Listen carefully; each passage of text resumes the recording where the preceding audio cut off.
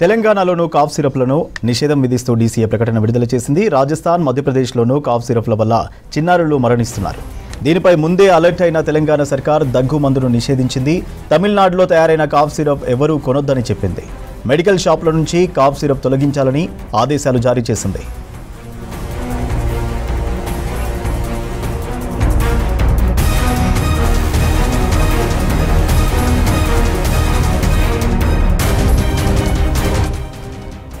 తెలంగాణలోనూ కాఫ్ సిరప్లను నిషేధం విధిస్తూ డీసీఏ ప్రకటన విడుదల చేసింది.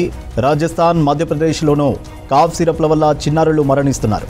దీనిపై ముందే అలర్ట్ అయిన తెలంగాణ సర్కార్ దగ్గు మందును నిషేధించింది. తమిళనాడులో తయారైన కాఫ్ సిరప్ ఎవరూ కొనొద్దని చెప్పింది.